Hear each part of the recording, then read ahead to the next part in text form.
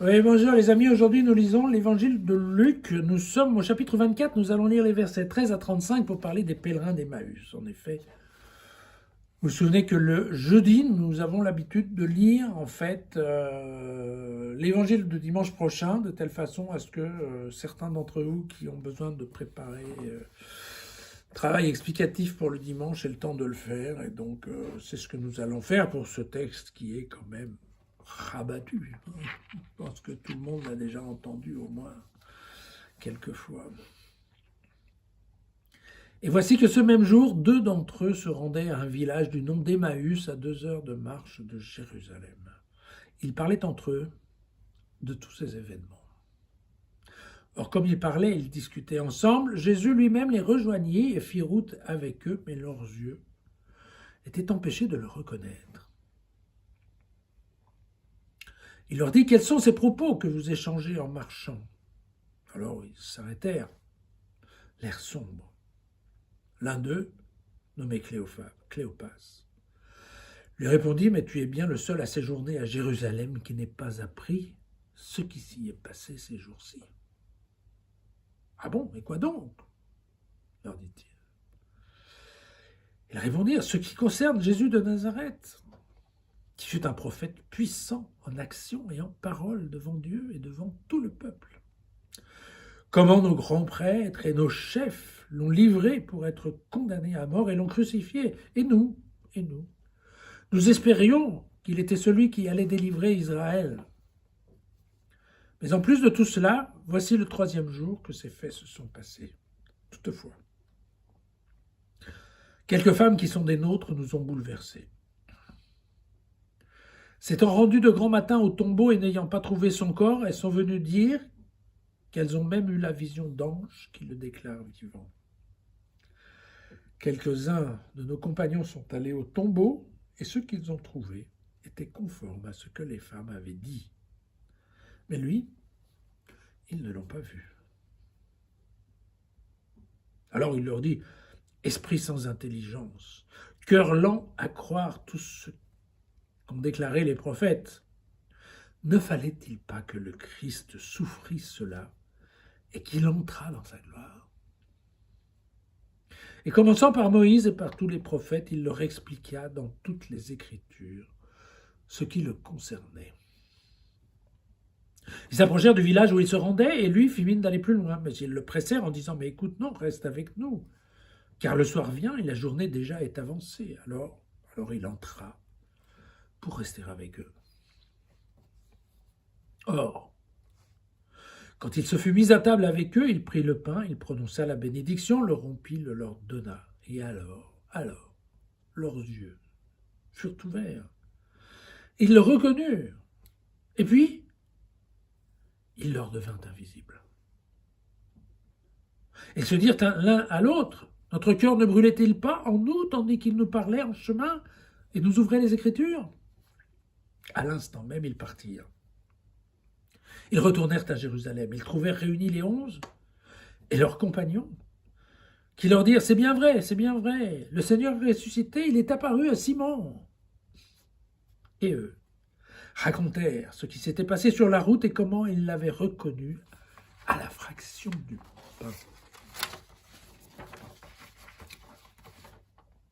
Voilà, un beau passage tout à fait spécifique de Luc. Les autres n'en parleront pas. C'est dans l'évangile de Luc la première rencontre de Jésus ressuscité avec quelqu'un. Et vous vous souvenez que chez Marc, il n'y aura pas de rencontre. Ça s'arrête sur la peur des femmes au chapitre 16. Et puis, chez Matthieu, il y a une rencontre avec des femmes, vous savez, qui se jettent aux pieds de Jésus en lui touchant les poignets, enfin les chevilles. On ne sait pas trop si elles veulent l'empêcher de décoller ou quoi. Et puis chez Jean, bien sûr, c'est la rencontre avec Marie-Madeleine qu'elle prend pour le jardinier. Voilà. Ici, ce sont cette discussion avec les pèlerins d'Emmaüs.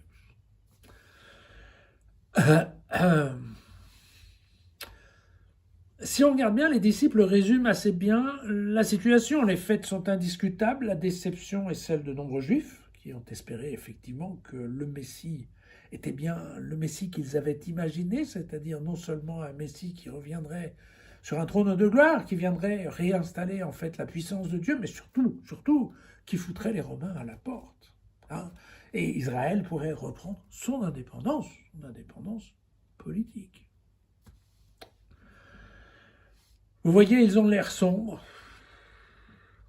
S'agit-il d'un air triste, d'un air déçu, d'un air furieux? Quelqu'un aura le bon mot de dire que ce sont les morts qui marchaient à côté du vivant. Belle formule. Les gens d'Emmaüs ne reconnaissent pas Jésus sur la route. Hein, mais ne sont pas choqués non plus, c'est-à-dire que globalement, ils ne sont pas en face d'un cadavre ambulant, ils ne sont pas en face d'un squelette qui bouge.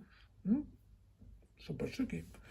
Ils voient quelqu'un, c'est juste que, effectivement, ce quelqu'un, ils ne le reconnaissent pas. Donc c'est quelqu'un qui a déjà un visage différent de celui de Jésus, sachant qu'on ne sait pas jusqu'à quel point ils étaient proches de Jésus. Si nous regardons le texte dans le détail, on se rend bien compte que la prise de conscience, elle est dynamique en fait. C'est pas d'un seul coup. Voilà. Et donc, c'est une rencontre par étapes. Ils rencontrent l'homme. Ensuite, ils écoutent sa voix. Ils prennent conscience de l'intelligence, de la connaissance des Écritures. Et puis, ce n'est qu'à la fin, quand ils vont assister à la bénédiction du repas, qu'ils vont ouvrir les yeux et comprendre que c'est lui. Et le réveil, en effet, il se fait en plusieurs étapes aussi, puisque en fait, les yeux s'ouvrent.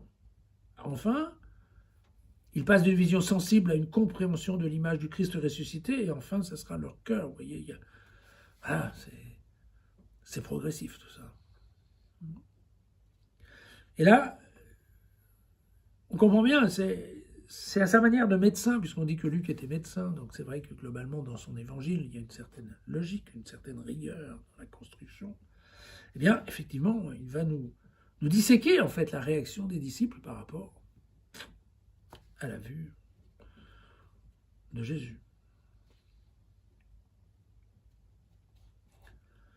Vous remarquerez d'ailleurs que Marie-Madeleine, la Marie-Madeleine de l'évangile de Jean le reconnaît à la voix, quand elle va lui dire Marie, et qu'elle va répondre Rabboni, Rabboni.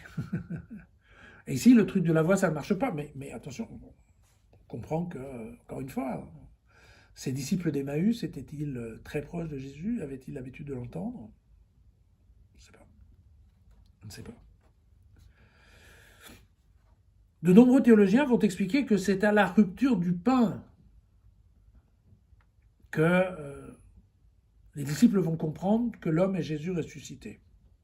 Pourquoi? Parce que, en fait, Luc, dans son texte, utilise exactement les mêmes mots qu'il utilisait au chapitre 22 au moment de la description de l'Eucharistie. D'accord? Et donc, effectivement, voilà, il y a un milieu, probablement un peu religieux derrière, qui dit, vous voyez, l'Eucharistie, qui, je vous rappelle, l'évangile de Luc est écrit dans les années 85, donc vous avez une communauté chrétienne qui sont un peu balbutiantes, un peu à leur début, et typiquement, c'est vrai que le repas en commun, en fait, c'est leur rituel, tout simplement. Et donc, ils sont en train d'installer, en effet, l'Eucharistie comme le rite qui rassemble l'ensemble des chrétiens.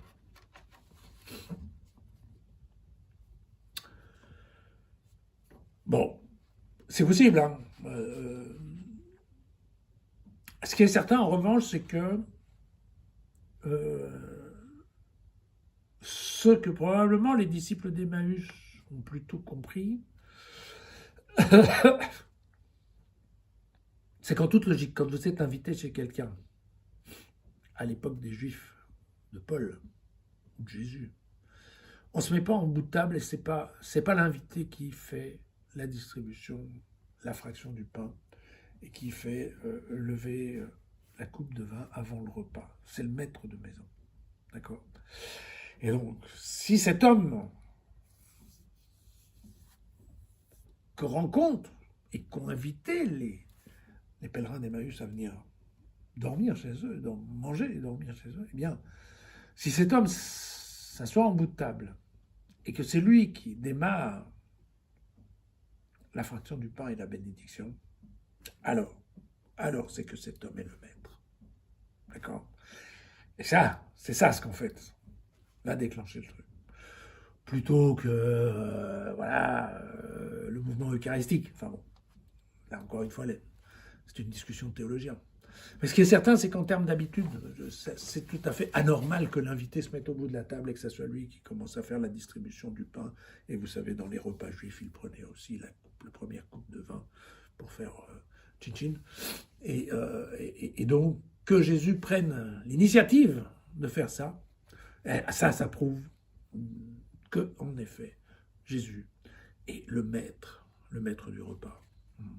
Et là, probablement, en effet, c'est ce qui leur a fait penser, ah oui, bien sûr, mais c'est évident. Et là, c'est là où ils ont reconnu Jésus, mais vous avez remarqué que juste quand ils commencent à le reconnaître, juste quand leurs yeux se décilent, eh bien, tout d'un coup, Jésus a disparu. Bizarre. Voilà les trois derniers versets à propos de Simon qui aurait rencontré Jésus. Bon, ça, personne ne comprend d'où ça sort. C'est comme ça. Ce qui est certain, c'est qu'en effet, le fait que seul Luc raconte cette histoire peut nous laisser un peu sceptiques sur le fait que ça soit arrivé. Vous savez qu'il existe des critères, ce qu'on appelle des critères d'historicité. Et bien souvent, quand effectivement on commence à trouver la même histoire dans les 4 évangiles, plus éventuellement dans les épîtres, c'est qu'effectivement, ça fait partie d'une tradition qui est très forte et qui est pluricommunautaire, et donc en effet ça augmente fortement la probabilité que ça soit effectivement passé. Si Luc ou si l'un des évangélistes raconte à lui quelque chose, mais il n'y a que lui qui le raconte, alors ça veut dire que probablement ça c'est une histoire de sa communauté, mais uniquement de sa communauté, et on peut émettre un certain doute sur son historicité. Et donc là, effectivement, ceci étant, que cette histoire soit vraie ou pas, ça ne change rien, puisque derrière, de toute façon, Luc va rencontrer les 11 apôtres, et on va retomber dans de la rencontre de Jésus ressuscité, tout à fait normal. Je voulais juste vous citer une petite phrase de saint Augustin. Vous savez que personnellement, je n'apprécie pas vraiment saint Augustin, mais ça c'est question personnelle. Mais voyez, pour une fois, il a fait une bonne remarque dans son sermon sur les pèlerins d'Emmaüs. Il dit « Retiens l'étranger si tu veux reconnaître ton sauveur. Retiens l'étranger si tu veux connaître ton sauveur. » Voilà. Une phrase forte en ces temps d'élection. À demain.